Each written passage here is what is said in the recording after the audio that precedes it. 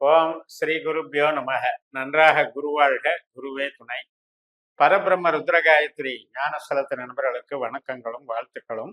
இந்த பதிவு கும்ப லக்ன அன்பர்களுக்கு 7 நாட்களுக்கான பலன். ஜனவரி 13 முதல் ஜனவரி 19 வரை, அதாவது சனிக்கிழமை முதல் வெள்ளிக்கிழமை வரை உள்ள நாட்கள்ல இப்ப நம்மளுடைய கும்ப லக்னத்துக்கு சந்திரன் வந்து எந்த நட்சத்திரத்தின் வழியாக ஒவ்வொரு நாளும் நகர்ந்து என்ன பலனை தருகிறார் என்பதுதான் இந்த பதிவு.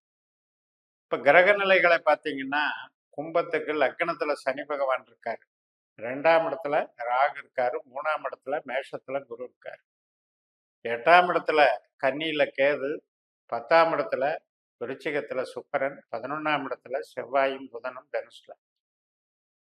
இந்த கிரக நிலைகளின் அடிப்படையா வச்சு இப்ப நமக்கு 14ஆம் தேதிக்கு மேல சூரியன் வந்து விரயஸ்தானத்துக்கு வருவார், 12ஆம் இடமான மகரத்துக்கு வருவார்.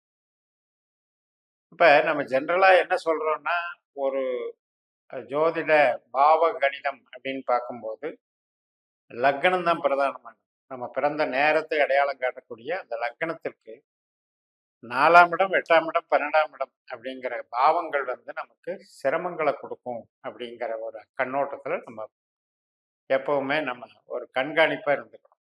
இப்ப நமக்கு வந்து 12ஆம் வீட்டுல சூரியன் இருப்பாரு இந்த மாசம் முழுக்க, தை மாசம் முழுக்க.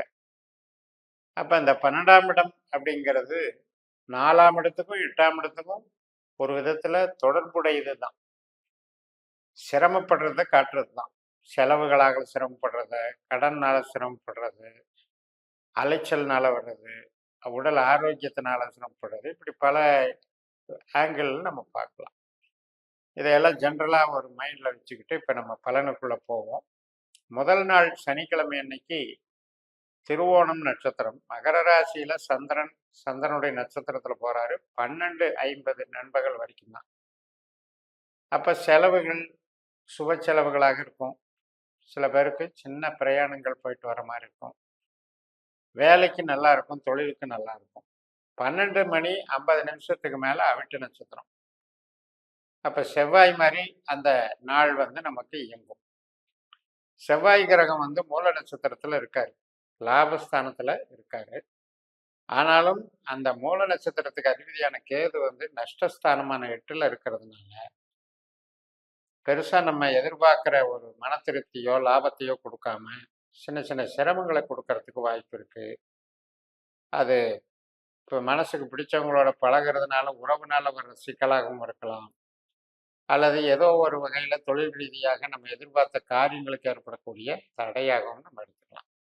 ஸோ அதனால இந்த மூல நட்சத்திரத்துல செவ்வாய் போறது புதனோடையும் சேர்ந்து இருக்கிறதுனால செவ்வாயினுடைய நட்சத்திரமான அவிட்டத்துல நம்ம கொஞ்சம் கேர்ஃபுல்லா இருந்துக்கணும். ஜனவரி 14ஆம் தேதி ஞாயிற்றுக்கிழமை காலையில 10:22 வரைக்கும் அந்த அவிட்ட நட்சத்திரம்.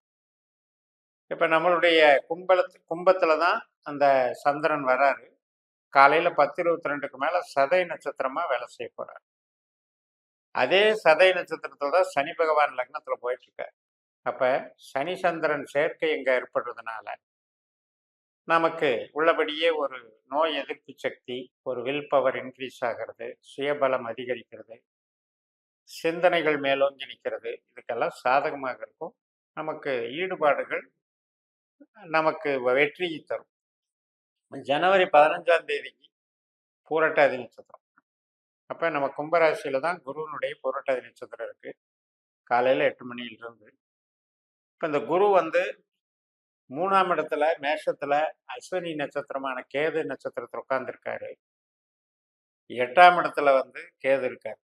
அதனால கேது அப்படின்னு இதை வந்து நமக்கு இப்போ ஒரு மெயின் ரோல் பண்றாருன்னு புரிஞ்சுக்கோங்க. அந்த கேது நட்சத்திர தொடர்புடைய எந்த கிரகங்களுடைய நாட்கள் வந்தாலுமே அந்த நாட்கள்ல கேதுனுடைய பாதிப்பு இருக்குங்கிறதையும் புரிஞ்சுக்கோங்க.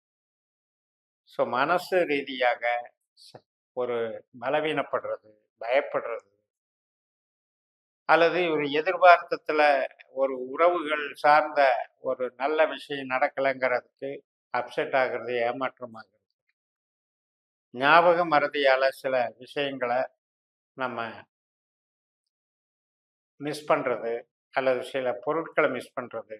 ஸோ இதெல்லாம் கொஞ்சம் கவனமாக இருக்க வேண்டிய நாள். குருவனுடைய நட்சத்திரம் 15ஆம் தேதி, அது 16ஆம் தேதி சனியினுடைய நட்சத்திரமாக சந்திரன் வந்து மீன ராசிக்கு மாறுகிறார். இந்த நாள் வந்து உங்களுக்கு சிறப்பு கொடுக்கும், சுய பலத்தை அதிகரிக்கும், உங்களுடைய தன்னம்பிக்கை செயல்திறன் எல்லாம் கூடும். அப்ப இன்னைக்கு வந்து தொழில் பலம், வளர்ச்சி எல்லாமே நல்லா இருக்கும்.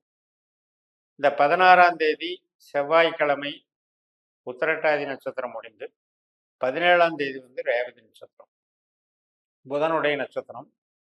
புதன் வந்து நமக்கு லாபஸ்தானத்துல கேதுனுடைய நட்சத்திரத்துல இருந்தாலும் கூட அந்த கேதுவானவர் நமக்கு 8ஆம் இடத்துல இருக்காருங்கிறத மறந்துடக்கூடாது. அதனால நம்ம வந்து எதிர்பார்ப்புகள்ல அசால்ட்டா இருந்துட வேண்டாம்.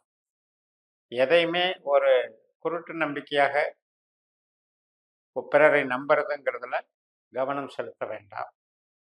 நம்ம உண்டு நம்ம வேலை உண்டுன்னு எச்சரிக்கையா இருக்கிற மாதிரி இருந்துக்கிட்டோம்னா கவன சிதறல்கள் இல்லாம சேஃப்டியா நம்ம பார்த்துக்கலாம். இந்த 17ஆம் தேதி ரேவதி நட்சத்திரம் முடிஞ்சு 18ஆம் தேதி அன்னைக்கு சந்திரன் வந்து மேசராசிக்கு பயணிக்கிறார். 2ஆம் இடத்துல இருக்கிற சந்திரன் 3ஆம் இடத்துக்கு போறாரு. அங்க அஸ்வினி நட்சத்திரம், அதுவும் கேதுனுடைய நட்சத்திரம் தான். அப்ப கேது நமக்கு 8ல வேற இருக்காரு. அதே அஸ்வினி நட்சத்திரத்துல 3ஆம் இடத்துல குரு பகவான் இருக்கிறதுனால 3ஆம் இடத்துல குருவும் சந்திரனும் சேர்க்கை பெறுகிறார்கள். அப்ப ஒரு பேச்சு, நம்ம கையிருப்பு பணம், நம்ம நண்பர்கள், மூத்த சகோதர வழி, இவர்களுக்கான காரியங்கள், இதுல எல்லாம் இன்வால்மெண்ட் பண்றோம் இல்லையா, அதுல ஏற்படக்கூடிய தொய்வு அல்லது சில காரிய தாமதங்கள், தடைகள்னு எடுத்துக்கோங்க. அதனால ரொம்ப எதிர்பார்ப்போட பார்க்காம புதுசா காரியங்களை வந்து செயல்படுத்தாம ஆஸ் இட் இஸ் கொஞ்சம் கவனமா கையாண்டுக்கிறது நல்லது. 19ஆம் தேதி அன்னைக்கு வெள்ளிக்கிழமை அன்னைக்கு பரணி நட்சத்திரம். சுக்கிரன் 10ஆம் இடத்துல இருந்தவர் 11ஆம் இடத்துக்கு லாபஸ்தானத்துக்கு மாறிடுறாரு.